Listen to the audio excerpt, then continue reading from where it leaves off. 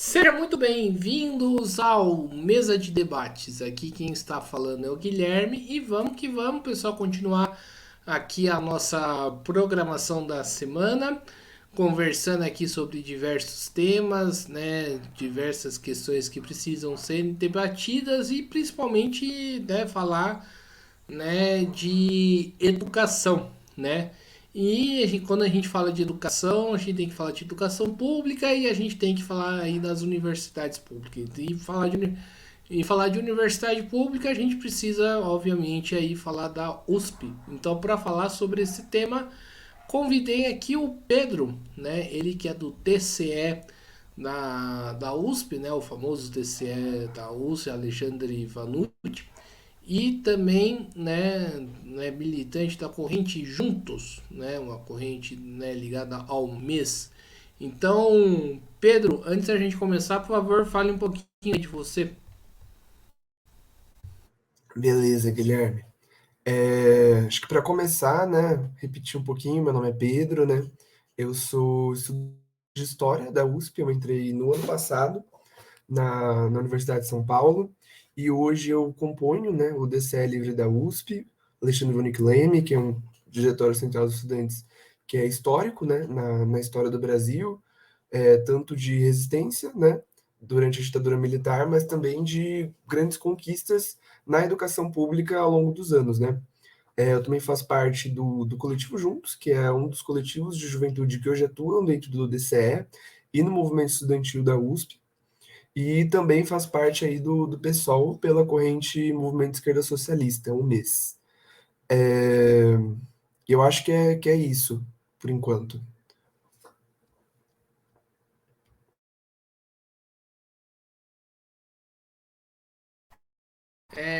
Maravilha, Pedro. Então vamos começar aqui com as perguntas, né? Primeiramente, como que anda as coisas aí na USP, né? Parece que o Tarcísio tá dando muita dor de cabeça aí para vocês. Pois é, a gente está vivendo um momento muito crítico dentro da USP. A gente já vem tendo um problema de precarização da educação a nível nacional, que vem principalmente a partir aí do governo Temer, né? E se agravou com o governo Bolsonaro, com muitos contingenciamentos e tudo mais. Mas no estado de São Paulo, a gente tem uma situação que é mais específica, né? Que são aí os quase 30 anos de governo do PSDB, que, enfim, tentou implantar um modelo neoliberal e conseguiu em muitas áreas, como na educação. E hoje a gente vê aí uma gestão, né, bolsonarista, então um dos resquícios do bolsonarismo no país. Eu acho que talvez o mais forte é o governo de Tarcísio, né, aqui no estado de São Paulo, e que vem aí implementando uma série de políticas que visam precarizar os serviços públicos, privatizar os serviços públicos e que não afetam só a educação, né, mas também aí a gente está vendo a tentativa de privatizar a CPTM, a Sabesp, o metrô, né, e isso se expressa na educação também hoje com, eu acho que, a consolidação de uma política de precarização, de sucateamento da Universidade de São Paulo, né. É bom dizer também, né, que para além dessa expressão no nível estadual, a gente tem hoje uma reitoria, que é a reitoria do Carlotti e da Maria Arminda, que é, na teoria, uma reitoria que se elegeu, né, com um discurso de ser mais aberta aos estudantes, mais aberta aos funcionários e aos docentes, né, e que, na teoria, se apresentou como uma chapa progressista e que atenderia mais aquilo que as categorias que atuam dentro da universidade reivindicam, né? E ao contrário do que foi a última gestão, né, do Varhan, que hoje é secretário de Ciência e Tecnologia aqui no estado de São Paulo, que era uma reitoria declaradamente conservadora, neoliberal e tudo mais, né?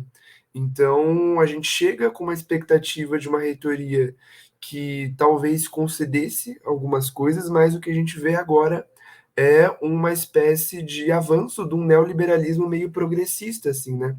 Então, a gente teve, por exemplo, um grande avanço, que foi a criação da PRIP, que é a Pró-Reitoria de Inclusão e Pertencimento, que era uma reivindicação dos estudantes, de dar mais atenção da política universitária para os estudantes em vulnerabilidade social, os estudantes que precisam de permanência estudantil, só que na prática, hoje, essa pró-reitoria atua para domesticar as reivindicações estudantis, né? E além disso, além dessa grande questão de permanência estudantil, que é um problema histórico na USP, né? Principalmente a partir da implementação das cotas, a gente tem também um problema que ganhou muita visibilidade agora, e que está sendo centro das nossas mobilizações dentro da Universidade de São Paulo, que é a questão da contratação de professores, né? Então, a gente vê cursos em todos os campos, né? Sendo muito afetados, correndo perigo até de fechar. Já estão sendo fechadas muitas disciplinas, né? Pela falta de professores. Então, a gente tem um déficit aí de mais de 1.000 professores em relação a 2014, né? Então, cursos aí como letras, como obstetrícia, cursos como artes visuais, editoração, que são cursos que não têm um apelo mercadológico imediato, são aqueles que mais estão sofrendo com essa questão, mas também outros cursos que são geralmente mais valorizados, justamente nessa política de sucateamento, de precarização da educação, né? Perfeito, Pedro. E o seguinte, né? Você citou muito bem aí, né? A Sabesp, a CPTM, que são aí que tá na lista de, né, serviços para ser privatizados aí no Tarcísio, né?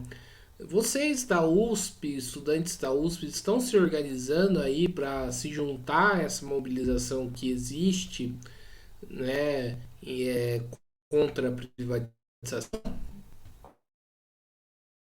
Sim, sim, Guilherme, com certeza, né? Acho que a gente tem cada vez mais que avançar nessa unidade entre os estudantes e também a classe trabalhadora, até porque a maior parte dos estudantes são da classe trabalhadora, vem da classe trabalhadora e, ao se inserirem no mercado de trabalho, vão se inserirem na luta de classe como tal, né? E e é uma coisa que afeta diretamente os estudantes, né? A gente sabe que junho de 2013, né, as grandes jornadas de junho de 2013 se iniciaram com as exigências de passe livre estudantil, né? Enfim, a gente não conseguiu conquistar isso, mas é uma coisa que continua até hoje e a gente vê que o transporte público não avançou nessa pauta, mas que corre risco de retroagir muito com a privatização, que, enfim, encarece o serviço para a população, que só privilegia os bilionários, e a gente vê o que é, por exemplo, a Via Mobilidade hoje na cidade de São Paulo, que, enfim, é muito difícil você ver alguém que se utiliza da CPTM e do metrô que não teve problemas com as linhas privatizadas, né? E daí, nesse sentido, com essa concepção, hoje mesmo, a gente do DCE soltou uma convocação para os estudantes, centros acadêmicos e entidades a construírem o plebiscito popular contra as privatizações que foi lançado recentemente, né? Dentro da USP, né? Então, a gente tem a intenção já de, a partir dessa semana, começar a abrir urnas desses plebiscitos, fazer panfletagens, pautando essa questão da privatização, justamente para tentar levar para os estudantes, né, da USP, que, enfim, é uma massa gigantesca de alunos, todas essas pautas que afetam diretamente o nosso cotidiano, né? Entendi, Pedro. E Pedro, recentemente, né, acho que faz aí menos de 2 semanas, a USP, né, os estudantes da USP tiveram que enfrentar um caso lamentável, né, digamos assim, né, que era dois extremistas, dois caras da extrema direita do MBL, né, que foram lá, né, para poder causar, né, com os estudantes e depois, né, pagar de coitado. E eu quero saber o seguinte, o que que foi feito aí, né, em relação a essa provocação aí do grupo MBL? Então, é muito importante isso, né? Porque o espaço estudantil, ele é historicamente um espaço de luta pela democracia, não só a democracia que a gente tem hoje, mas por uma democracia real, tanto nos espaços universitários quanto fora dele, né? Então, a USP foi palco de muita resistência, como eu disse antes, na ditadura, foi palco de resistência ao governo Bolsonaro, aos governos autoritários do estado de São Paulo. E, enfim, é um retrocesso gigantesco. A gente tem que lidar com aqueles que mais duvidaram da democracia, mais enfrentaram a democracia nos últimos anos, essas mesmas pessoas passarem a tentar entrar dentro do espaço que é historicamente dos estudantes, né? Então é uma grande questão realmente, né? E para contextualizar um pouco, né? O foco deles dentro da USP foi a Faculdade de Filosofia, Letras e Ciências Humanas, e eles chegaram aí lá, né? Por 3 vezes. E na última vez que eles apareceram lá, eles levaram segurança, inclusive um funcionário da GCM que estava de folga, armado para dentro da universidade, né? E que ameaçou os estudantes com essa arma, né? Então a gente enxerga isso como uma tentativa desesperada de avanço da extrema-direita depois da queda do Bolsonaro e de um sentimento de, enfim, com todos os acontecimentos políticos nacional aí, joia e tudo mais, um sentimento de desqualificação do bolsonarismo da extrema-direita, né? Então esses grupos eles passam desesperadamente a atuar por outros métodos, outras formas para chamar atenção, né? Não à toa o cara, né, que foi até nessas 3 vezes até a Fefeleche é um cara que se coloca já como pré-candidato a vereador no ano que vem, né? Então, a gente vê que isso ele está em campanha eleitoral, ele está tentando chamar a atenção e a partir dos estudantes, né? E, enfim, a gente tendo consciência de tudo isso, a gente conseguiu juntar os estudantes que estavam ali presentes na situação, que se incomodam muito com a exposição que a gente é submetido a partir dessas ações, desses grupos. A gente conseguiu expulsar eles da universidade. Da última vez que eles vieram com um segurança armado, esse segurança foi tirado da universidade pela polícia. Então, a gente conseguiu, de fato, constranger eles dentro da universidade para os próprios alunos, né? Mas a gente vê ainda, né? E confesso para você, Guilherme, que é muito difícil a gente conseguir articular isso enquanto esquerda ainda, né? Como que a gente consegue responder a esses ataques para fora da universidade, né? Então, infelizmente, a gente viu vídeos gravados por esse sujeito em redes sociais como Twitter e Instagram com milhões de visualizações e que de fato contavam um lado da história de desmoralizar a educação pública, de desmoralizar os estudantes, né? E a gente precisa começar a pensar uma coisa que a gente já vem exercendo, como constranger essas pessoas para fora da universidade, né? Como é claro, né? Porque quando eles fazem isso, eles trazem um projeto de educação que é deles, né? Que é um projeto privatista, que é um projeto militarizado, e que a partir dessas intervenções deles, eles conseguem levar esse projeto para fora, levar esse projeto para a população, né, Guilherme? E daí é uma necessidade nossa, eu acho que o movimento estudantil, a juventude, tem que ser pioneira nisso, começar a responder esses ataques da mesma forma, apresentando um projeto de educação. O nosso projeto de educação é uma educação democrática, 100% pública, gratuita, libertadora, e não uma educação privatista que visa criar empreendedores, mão de obra barata, enfim, uma educação que, no fim das contas, domestica, né, a gente, né? Então a gente precisa começar a responder isso, né, cada vez mais firmemente, dizendo que eles são de verdade, que são inimigos da educação, que são inimigos da democracia, que são inimigos dos estudantes.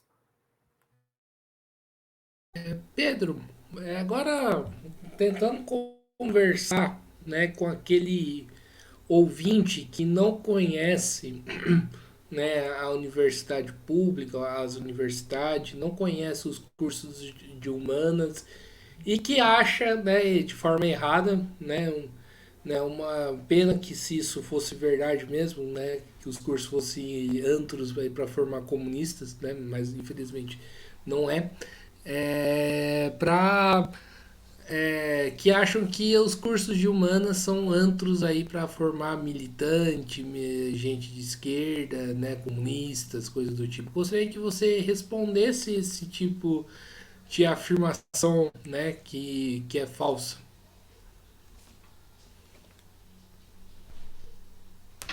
Guilherme, queria a gente que fosse um pouco verdade, né?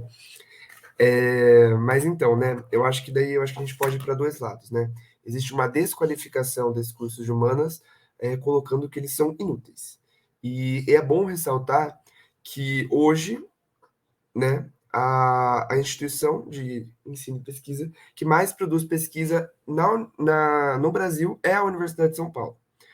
E E dentro da Universidade de São Paulo, a unidade que mais produz pesquisa é a Faculdade de Filosofia, Letras e Ciências Humanas. Então a gente é, habita, frequenta esse ambiente, que é o ambiente que é, enfim, um grande polo de ensino, de pesquisa, de produção de ciência, né? E que os estudantes passam a fazer parte disso, né? A produzir pesquisa, produzir ciência, porque, enfim, a gente não vai para a faculdade para brincar, né? A gente está lá para estudar também, para se formar e lutar justamente por uma universidade que seja mais democrática, 100% pública, e também para se formar, para se utilizar dessas ferramentas que a gente tem dentro da universidade para tornar a educação cada vez mais acessível para outros estratos da população que ainda não têm esse acesso. Então, enfim, é um lugar de formação que é muito importante, né? Mas é importante dizer também, né, o outro lado, né? A gente, assim, ao contrário do que as pessoas dizem, que é um antro de formação de comunistas e tudo mais, é importante dizer que a Faculdade de Filosofia, Letras e Ciências Humanas foi um dos polos também de gerar grandes pensadores, grandes intelectuais, grandes quadros da política neoliberal, da política de direita. Então, Fernando Henrique Cardoso, que era um professor da FEFELESH, fez um governo privatista, autoritário, durante 8 anos, pelo PSDB.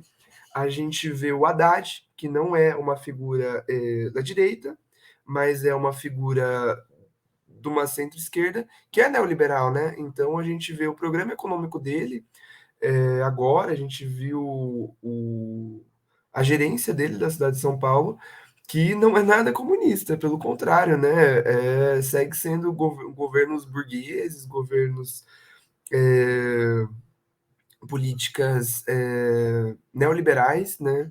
Políticas que têm muito mais compromisso com os grandes empresários do que com a população no geral, né? E, e além disso, né, a gente tem uma quantidade de professores reacionários e tudo mais que é grande, né? Então, recentemente a gente viu no meu curso vizinho, né, o curso vizinho ao meu, que é a geografia, um professor que muito próximo do Bolsonaro que não acreditava em aquecimento global, né? Então, um cara lecionando do Departamento de Geografia da Universidade de São Paulo que não acreditava no aquecimento global e, enfim, fazia campanhas políticas, dava cor ao bolsonarismo, discursos anti-ciência. Então, a gente vê esses dois lados, né? E, enfim, é bom ressaltar, né, que o que a gente faz lá é coisa séria. A gente está produzindo ciência, a gente ensina, a gente aprende a ensinar, a gente é ensinado, e, e é muito importante que esse ambiente continue sendo é, um ambiente democrático, um ambiente que paute política, mas que a gente reverta o que esse ambiente já produziu, que é majoritariamente intelectuais que contribuíram para projetos antipovo, e a gente transforma esse ambiente num ambiente de organização, de pensar um novo Brasil, um novo país, uma nova democracia, e, enfim, cada vez pautando um ensino cada vez mais popular, libertador. Pedro, ainda em cima da questão, né, do MPL que foi lá provocar, você cita, né, que teve um guarda, né, que era guarda particular deles, que fazia da XCM, né, e que o guarda estava armado, né, Eu imagino, né, que a arma do GCM é de uso, né, de trabalho, né? E, e assim, houve, né, alguma declaração, né, da prefeitura de São Paulo em relação sobre isso, né? Porque assim, tá tratando de um funcionário que é, né, da prefeitura, né, que tá com seu instrumento de trabalho, né, fazendo algo que não que foge, né, da competência do trabalho dele, né? Então, eu gostaria de saber, teve alguma resposta, alguma coisa da prefeitura em relação a isso? Infelizmente, até onde a gente saiba, não. O que a gente sabe é que ele foi realmente retirado do campus pela polícia, que ele foi até a delegacia, mas que ele foi liberado. Então a gente vê aí como existe uma polícia militar, uma base da polícia militar dentro da USP que os estudantes lutaram muito para que não houvesse essa base militar, justamente pelo histórico repressivo da polícia militar, mas não só da polícia militar, das forças armadas como um todo, aos estudantes das universidades, né? Então tem uma base colocada na contra a vontade dos estudantes dentro da USP e que não curiosamente, não coincidentemente, fica ao lado da moradia estudantil da universidade e que já tem vários casos de repressão, que tem casos de abordagens truculentas contra jovens estudantes que estudam dentro da universidade. Então a gente vê que começa a repensar, né, se a função da polícia militar é realmente proteger os estudantes, como era o discurso da reitoria e do governo na época que foi implantada, né? Porque a gente não contou com a ajuda deles e a gente nem pode esperar uma ajuda deles, porque não é uma instituição que protege de fato, né, as pessoas, mas que, pelo contrário, reprime. Então a gente vê, em um certo sentido, uma certa tolerância, um clima de amizade mesmo, não sei, né? Entre a polícia militar e esses caras que passaram a entrar na universidade, né? Então, enfim, por exemplo, uma situação, né? Recentemente o Tarcísio veio aqui na USP, né, na inauguração de um projeto aí, né? Os estudantes se mobilizaram para estar lá, rechaçar essa visita, porque, enfim, o projeto do Tarcísio ia acabar com a Universidade de São Paulo, né? O que ele veio fazer na Universidade de São Paulo, então, né? E a gente vê a polícia militar nesses momentos reprimindo os estudantes, bloqueando os estudantes de ocuparem o espaço que é deles, né, para o Tarcísio estar frequentando esses espaços, né. Então, quando os fascistas entram na universidade, essa polícia os protege. Mas, então a gente vê aí, né, qual a verdadeira função dela, né. E eu acho que o caso do guarda, né, que foi conduzido pela polícia militar para fora do campus, é uma é um exemplo claro disso, já que ele não sofreu, até onde a gente saiba, nenhuma punição, né? Pois bem, e deveria, né? Porque, enfim, exigir um mínimo, né, em relação a isso.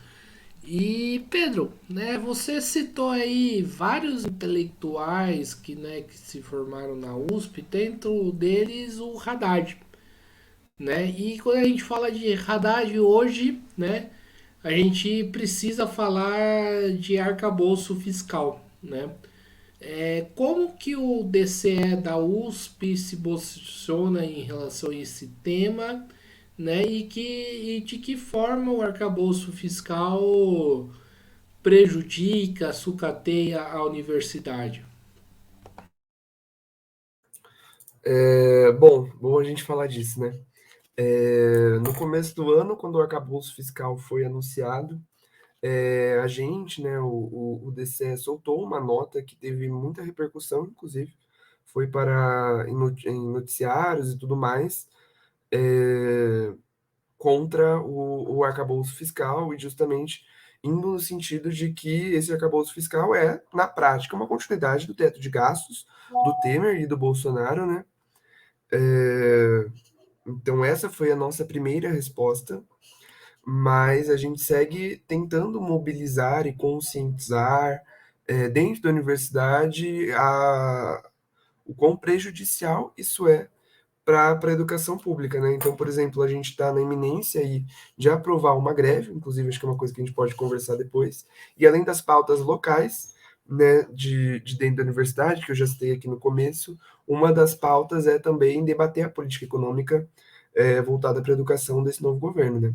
Então, uma das palavras de ordem, dos nossos motes, é contra o arcabouço fiscal de Lula-Alckmin, né?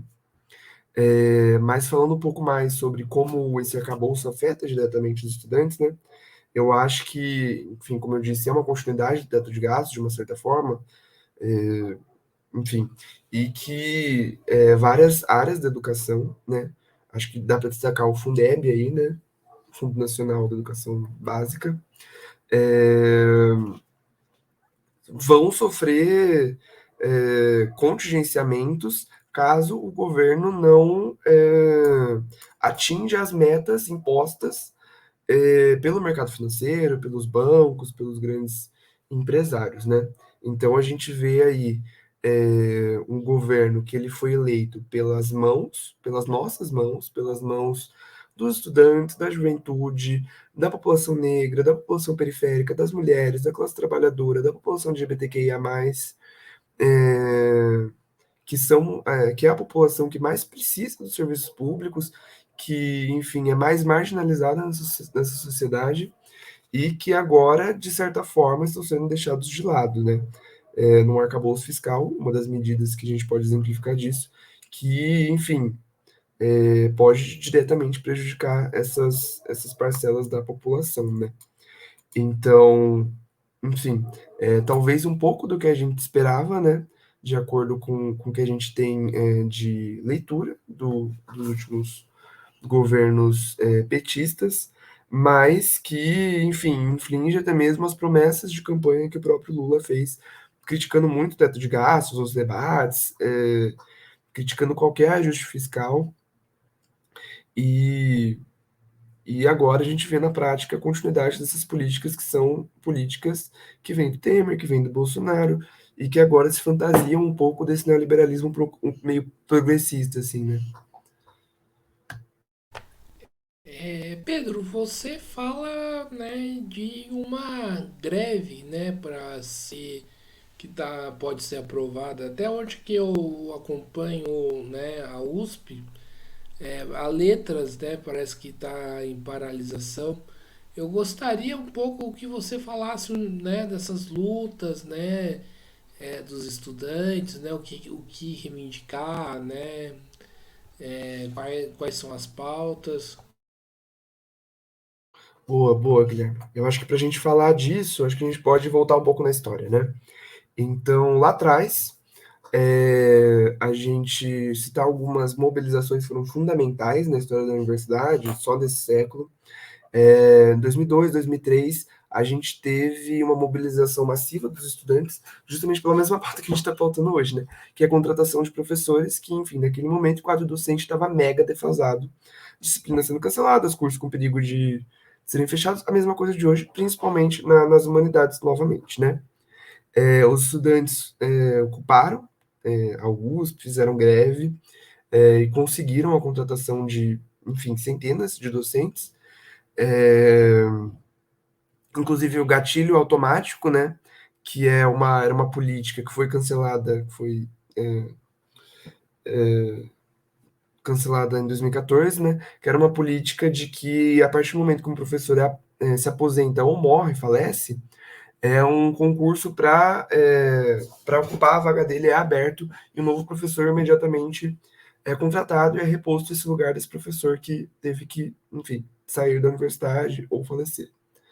É, Isso foi muito importante, a gente viu o resultado dessa política na prática, então os departamentos cresceram, isso possibilitou o aumento de vagas dentro da universidade, uma produção científica de maior qualidade, não sobrecarregar os docentes, a gente viu o avanço de muitas pesquisas pela quantidade de pesquisadores, de alunos, que se envolviam com esses docentes, só que isso começou a retroagir muito a partir de 2014, a partir do momento que se cancela esse gatilho automático. Voltando, continuando um pouco no passado, em 2013, a gente teve uma ocupação, a última ocupação da reitoria que os estudantes já fizeram, 10 anos atrás, pela democracia universitária, no momento de burocratização dos processos de tomada de decisão na universidade.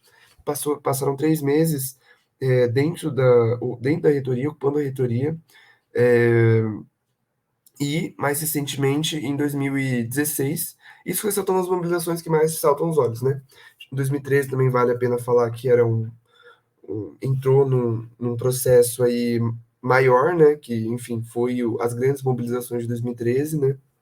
E em 2016 para 2017 a gente teve mobilizações massivas pelas cotas no vestibular, né?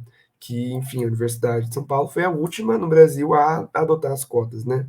5 anos depois das universidades federais, e, enfim, a gente vê as consequências disso até hoje, uma universidade muito elitista e branca, né? E agora a gente chega numa nova etapa desse histórico de lutas que tem com certeza uma continuidade, porque são todas mobilizações que lutam contra o caráter elitista, mas também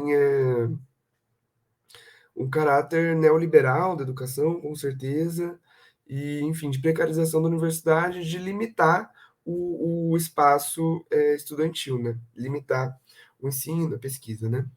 E daí hoje o que a gente vê é um pouco de continuidades, de certa forma, de todas essas pautas que foram que emergiram, né, nos anos anteriores. Então, por exemplo, as duas principais pautas nossas hoje é a questão da permanência. Então, o perfil da Universidade de São Paulo mudou, isso é muito bom, a partir das cotas. Mais estudantes de baixa renda, negros, periféricos, passaram a entrar dentro da universidade. Só que a gente vê uma precarização absoluta das moradias estudantis e a gente vê também a falta de auxílio permanência para esses estudantes, né? Então, esses estudantes efetivamente entram na universidade depois de muita luta e não conseguem continuar por uma escolha, né, da reitoria de, enfim, ter quase 6 bilhões de reais em caixa e uma verba, assim, ínfima dentro do orçamento da universidade ser destinado para permanência, né? Então essa é uma pauta central e que, de certa forma, é uma continuidade nas mobilizações de 2016 e 2017, né? Mas a gente vê também a questão da falta dos professores. Então, desde 2014, com o fim do gatilho automático, a gente vê uma queda assim, exponencial do, do, do quadro, da quantidade de docentes, né? E que daí ameaçam o fechamento de vários cursos, né? Então, a gente vê. Isso prejudica, claro, a produção de pesquisa, o ensino da universidade, né? Então, a gente vê, por exemplo, cursos como já citei, né, editoração, artes visuais, música, letras, para além da capital, a gente vê cursos até mesmo de engenharia, em Lorena, mais especificamente, a gente vê curso como pedagogia em Ribeirão Preto, a gente vê uma série de cursos que, enfim, estão correndo risco de efetivamente fechar, né? Pela falta de professores, e os professores que hoje dão aula estão, enfim, mega sobrecarregados, o que afeta diretamente na qualidade do ensino e da pesquisa que a gente tem na universidade, né?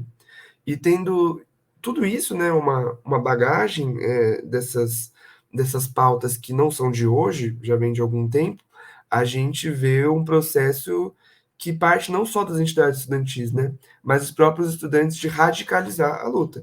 Então, a gente já tentou de tudo, Guilherme. Os estudantes apelaram para as instâncias burocráticas, reunião com reitoria, até mesmo para a Lesp, o reitor já foi convocado, ele foi cobrado recentemente agora no Roda Viva. A gente fez paralisações, então a Letras teve paralisação na semana retrasada, né, antes do feriado.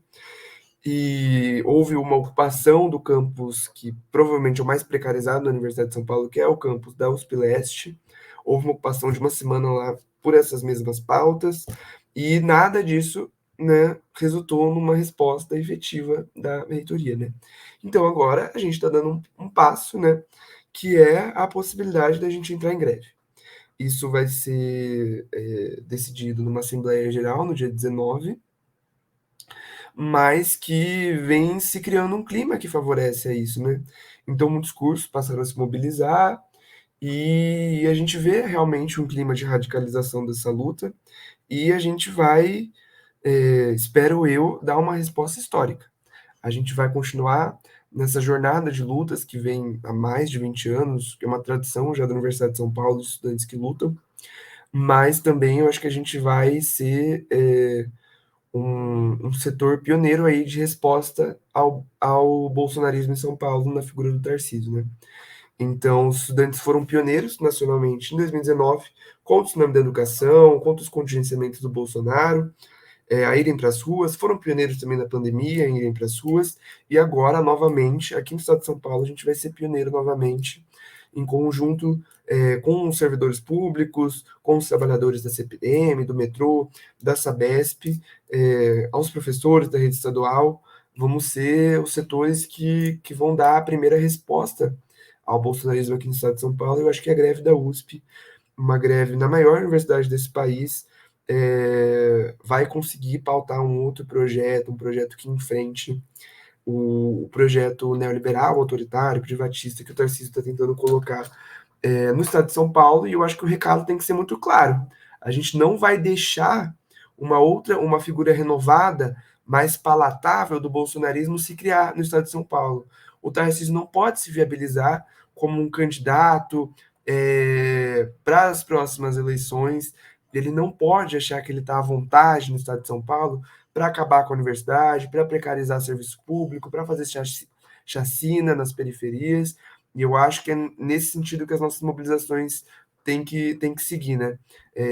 De resposta e de deixar cada vez mais esse governo numa saia justa, né? Que ele não pode fazer o que ele quiser aqui.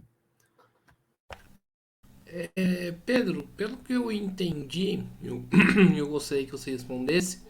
Essa vai ser uma mobilização somente de estudante ou vai contar aí com a mobilização, paralisação de professores e também funcionários? A princípio, o Guilherme está partindo dos estudantes, apesar que enfim, historicamente também a DUSP, né, a Associação de Docentes da USP, e o Sintusp, Sindicato dos Trabalhadores da USP, são muito atuantes dos problemas dentro da universidade e fora da universidade também, com certeza. A princípio, esta greve ela é convocada pelos estudantes, mas é claro que a gente está se mobilizando cada vez mais para abranger pautas dos docentes, pauta dos funcionários, dos trabalhadores, dentro dessa greve e chamar eles para comporem essa mobilização, né? Hoje a gente tem uma DUSP que é sim mobilizada, um Sintusp que é sim mobilizado, que participa de muitos atos com a gente, que acompanha a luta estudantil e que tem, de fato, muitos apoiadores dentro desses sindicatos, né?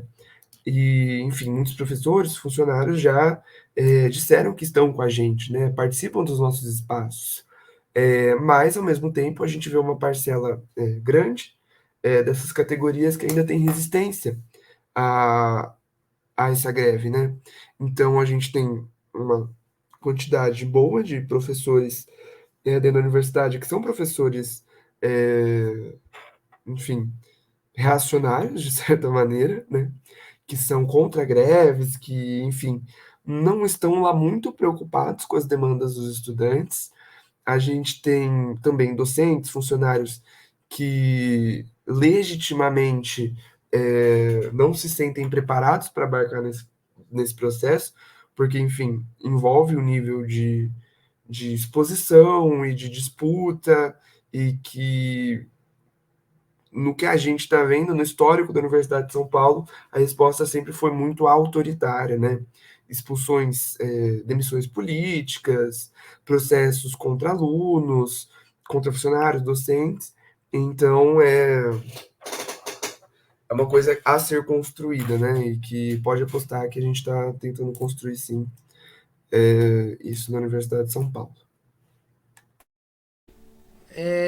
Ô Pedro, é o seguinte, como que vai ser o diálogo, né, dessa greve, né, com as pessoas que estão de fora da universidade, né? Porque queira ou não queira, né, a realidade é uma, né, que os estudantes da USP são ultras minoritários frente à sociedade.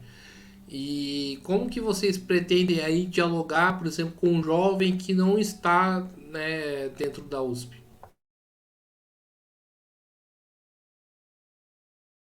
Importante, importante. Eu acho que pelo histórico que a gente tem, quando a Universidade de São Paulo ela entra em greve, é uma coisa que chama a atenção da sociedade, porque é de fato a universidade que tem mais visibilidade na sociedade brasileira, justamente pela construção dessa ideia de que a USP é a maior, é a melhor, o que pode ser muito relativizado, claro, mas que de fato tem muita visibilidade, né? Então, pode ser que os estudantes da USP sejam muito minoritários, isso é verdade, com certeza.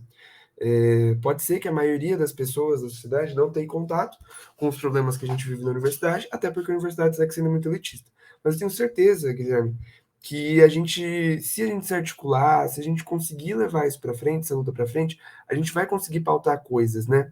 Então, justamente por essa visibilidade que a gente ganha nos noticiários, e que a gente conseguiu, né, nos últimos anos, né, nessas outras mobilizações, eu acho que a gente vai conseguir, é uma forma da gente conseguir pautar um outro projeto de educação, né?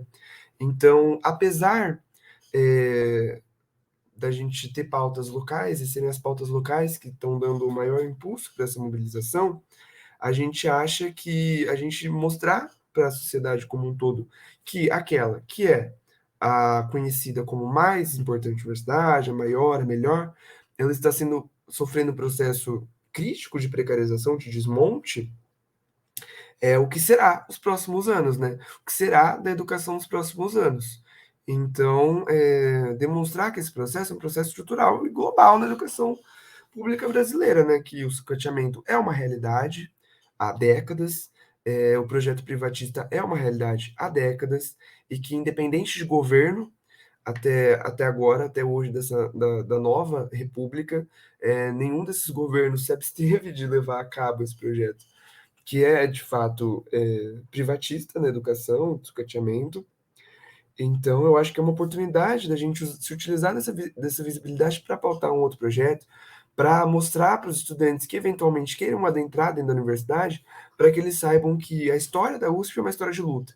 Então, a USP ela não se tornou pública sem luta, ela não se tornou uma universidade de referência em pesquisa e ensino sem luta, ela não segue sendo uma universidade pública sem luta, as cotas elas não foram conquistadas sem lutas, os docentes contratados e a permanência estudantil não foram conquistados sem luta. Então, é mostrar que esses ambientes da educação, eles precisam ser cada vez mais palco de luta e de disputa, porque existe uma polarização muito clara entre aqueles que se utilizam da educação, dependem da educação, dependem da escola, dependem da universidade, e aqueles que querem tornar esses espaços cada vez mais a serviço de um projeto de sociedade, que é um projeto que tenta minar a possibilidade de libertação e que tenta, a todo custo, sucatear a universidade para tentar precarizar e lucrar em cima disso, né? Então, a gente tem um histórico disso no Brasil nos últimos anos, ocupação de escolas, mobilizações na USP, mas nas universidades federais, nas outras universidades estaduais, e eu acho que a greve na USP ela pode ser um pontapé para a mobilização da educação como um todo. Então, em 2013, a USP teve grande visibilidade, 2016 e 2017 também, e é isso que a gente espera para agora, é chamar outras universidades, escolas a comporem uma mobilização cada vez mais ampla, cada vez mais unitária em defesa da educação. E contra, claro, esse projeto privatista e autoritário, especialmente, que se manifesta especialmente aqui no estado de São Paulo. Faz 6 anos que não tem nenhuma ocupação de reitoria na USP, porque eu acho que eu lembro que Embora eu não fiz USP, né? Eu lembro que eu apoiei acho que essa ocupação. Então faz muito tempo. Faz um tempo, infelizmente. A última ocupação foi de fato em 2013, mas isso, enfim, não foi a última mobilização massiva, né? Então a gente teve greves ao longo desses últimos 10 anos, paralisações, ocupações de prédios que não são a reitoria, e eu acho que isso se intensificou de certa forma depois da pandemia, apesar das dificuldades que o movimento estudantil passa hoje pelas mudanças que a pandemia impôs para a gente, né? Então, nesse último ano aí, né, do, do, de mobilização, né, o DCE, nossa chapa, né, que é uma chapa de oposição, que são aqueles coletivos dentro da universidade que se indicam como mais radicais, que apostam nas ruas, desde que essa gestão ela tomou posse, né, no meio do ano passado, a grande aposta vem sendo em como recuperar o histórico de mobilização, né? Então, é claro que a gente gostaria de amanhã de estar ocupando a reitoria, porque o problema exige isso, né? Mas é todo um caminho que precisa ser percorrido para a gente chegar nisso, né? Mas, enfim, a gente teve muitas paralisações, trancaço da universidade nesse último ano, mobilizações específicas de cada curso, de cada instituto. Então, a gente. E por pautas locais, né? Que são muito importantes, né? Então, e também as pautas que já são hoje ventiladas para essa greve, né? Então, a gente teve paralisação na Letras, a gente teve ocupação da USP Leste, como eu citei antes, ocupação do prédio da Pedagogia em Ribeirão Preto, a gente teve paralisações, por exemplo, no meu curso, que é o curso de História, por pautas como impressão de textos, que é uma coisa que devia ser básica, o nosso curso, enfim, precisa ter uma carga de leitura gigantesca, e os estudantes não conseguiam mais imprimir os textos de forma gratuita, que era uma coisa que a gente tinha conquistado há alguns anos, né? E que isso estava sendo tentando ser cortado pela direção da nossa faculdade, né? E, enfim, essas mobilizações elas vêm acontecendo e também um processo de adentrar mobilizações mais amplas, né? Então, é o Diretório Central dos Estudantes que vem apostando em mobilizações como o Dia Nacional de Lutas do 11 de agosto, atos que têm a ver, por exemplo, contra a violência policial, os atos antirracistas, atos como a Marcha da Maconha, que é uma pauta que super se conecta com a juventude, com os estudantes. Então, é buscar nas ruas, buscar na mobilização, buscar lutar, né? Buscar na luta, na ação que a gente vem apostando, né? E que, de fato, por mais que a gente não tenha os resultados que a gente gostaria, mas que, de fato, a gente vê que é o caminho certo. De fato, é o caminho certo, a gente vê isso na história, e a gente está vendo isso agora, que se não radicalizar a luta, a gente não vai conquistar nada. Perfeito, Pedro. E Pedro, né, como que a direção majoritária da Uni, né, está se posicionando aí em relação a essa mobilização da USP? É, eu acho que é bom só esclarecer algumas coisas, né? Hoje, há 30 anos, a direção da União Nacional dos Estudantes é composta aí por juventudes ligadas aí ao PCdoB, ao PT, ao PDT, que são, enfim, partidos que se adequaram à ordem, né? Então, enfim, esse histórico aí que a gente já tem, né? E que também, dentro da União Nacional dos Estudantes, tem certa dificuldade em apostar na mobilização, né? Então, por exemplo, nos últimos anos, né, nos governos petistas, a gente viu uma blindagem dos governos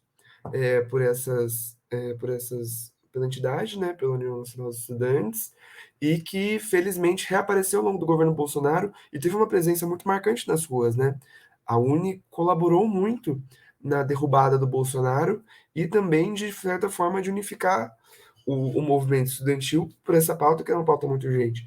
Mas hoje a gente vê novamente a direção majoritária da Uni ela se esquivando das mobilizações que, enfim, se radicalizem ou que questionem até mesmo o governo federal, né? No caso específico da USP, é, os coletivos que compõem essa direção, elas não têm inserção no dia a dia dos estudantes. Hoje não mais, já tiveram um pouco mais, mas mais ou menos. Hoje estão realmente enfraquecidas dentro da Universidade de São Paulo. A gente não, sinceramente, acho que eu não vi esses coletivos nessas mobilizações até agora, mas é bom dizer também, né, que nesse final de semana houve o congresso da União Estadual dos Estudantes aqui do Estado de São Paulo e o DCE da USP, né, fez composto pelos coletivos de oposição, né, a direção tanto da Uni quanto da União Estadual dos Estudantes, fez uma proposta é, enfim, de apoio da União Estadual dos Estudantes à mobilização, à greve da USP, e isso foi aprovado. Então, esses coletivos, aparentemente, essa direção, aparentemente, se demonstra disposta a participar dessas mobilizações, ainda não participam efetivamente, mas que a gente espera que se adentrem o processo, né, nessa escalada que a gente está tentando construir para a greve ao longo dessa semana, que é decisiva, mas também na próxima semana e no desenrolar do que vai ser esse processo de greve ou não. A assembleia que você fala, né, a Assembleia Geral, vai acontecer no dia 19? Isso. A gente teve uma assembleia no mês passado que já começou a pautar sobre a questão das mobilizações, da greve, de como a gente conseguiria unificar as lutas que estavam pipocando em vários cursos e unidades. E a partir dessa assembleia, a gente delimitou que essas semanas, né, esse mês praticamente que a gente teve, era um mês de massificar a luta, né? Então, levar essa proposta de greve, levar as propostas de mobilização para todos os cursos. Então, foi um período, esse período ainda está acontecendo, né? Um período de muitas assembleias locais de cada curso, de atos locais. Então, a gente viu, por exemplo, o pessoal de artes visuais, que é um curso que foi muito afetado nesse semestre pela falta de professores, se mobilizar localmente. E a gente, enfim, tá vendo esse processo desenrolar, todas essas assembleias, para acabar, né, com a Assembleia Geral da semana que vem, da terça que vem, né, do dia 19, que tem como indicativo uma greve, né? Então, a gente está nesse processo de construir essa massificação dessa luta. Amanhã a gente vai dar um passo muito importante nisso, que é um ato que vai rolar aqui no campus Butantã, como um aquecimento para essa greve, né? Então, a gente tá apostando nisso e tá apostando também que a gente vai sim conseguir parar a Universidade de São Paulo até que a gente tenha as nossas demandas atendidas, mais permanência, mais professores. O ato vai ser na terça mesmo ou vai ser no outro dia? A gente tem um ato marcado para essa semana, na quarta-feira, no dia 13, às 5h30, que é um ato que tem a proposta de ser um ato em movimento, né, um ato que passe por diversas unidades de ensino aqui do campus Butantã, que entre salas, arraste os estudantes para esse ato, e que seja um ato unificado, né, um ato. Então a gente viu muitos atos locais e muito importantes, só que agora a gente busca tornar os atos cada vez maiores e com pautas mais gerais, né? Então acho que no dia 13 vai ser uma expressão dessa mobilização que a gente vem construindo. E daí, a partir desse ato, a gente vai vendo o que vai acontecer, né? E a partir do dia 21, a gente quer sim fazer greve, mas a gente quer continuar mobilizado, não vai ser férias, vai ser uma forma de ocupar o espaço estudantil e construir atos, mobilizações que têm a pretensão de ir até mesmo para fora da USP. E Pedro, né? A gente está falando aqui da USP, né? Mas eu lembro, como eu falei, não era da USP propriamente dito, mas já acompanhei muita mobilização lá. E lá tem o fórum, né, das três, né, que é das três universidades. Como que está a situação da Unicamp, a situação da Unesp, pelo que você vinha acompanhando, né? E se corre o risco aí dessas duas universidades se juntarem à mobilização da USP? É, é importante isso porque são universidades que passam pelos mesmos problemas, né? De formas diferentes, mas que no fundo tem uma mesma raiz, né? A gente teve uma reunião do fórum recentemente que pautou um pouco disso, e a gente está vendo mobilizações na Unesp, na Unicamp, principalmente na Unesp, né? Vários campos da Unesp paralisaram no último mês por problemas estruturais, mas que também tinham a ver com os funcionários, também os servidores, é, enfim, com um trabalho muito precarizado. E na Unicamp também a gente vê problemas relacionados à precarização dos servidores, do bandejão. Então a gente teve o caso recente, ainda esse ano, de uma servidora que faleceu dentro do bandejão da Unicamp, e que isso reflete uma política que abrange todas as universidades de precarização, né? Mas também eu acho que um exemplo muito claro, uma expressão de como essas universidades estão muito conectadas, os problemas que elas estão passando, é um projeto recente, né, de um deputado da base do Tarcísio, né, o Lucas Bove, do PL, que tinha como proposta ressuscitar uma proposta que, enfim, já deu o que falar, né, de implementação de mensalidades nas universidades paulistas públicas, né? Então a gente vê como esse ataque ele é muito coordenado e que atinge todas as três universidades. A princípio, o que a gente vê são mobilizações mais locais, tanto na Unicamp como na Unesp. A gente vê a USP, acho que sendo aí a universidade, acho que principalmente pelos problemas locais, que, enfim, são muito críticos, é a primeira, aparentemente, a se mobilizar de forma mais generalizada, mas eu acho que também não faltam problemas na Unesp e na Unicamp para serem pautados numa eventual mobilização mais unificada. Então, a gente, através do fórum, mas contatos mais cotidianos, né, a gente sempre mantém algum certo de articulação com essas duas universidades, com os movimentos estudantis das duas universidades, né.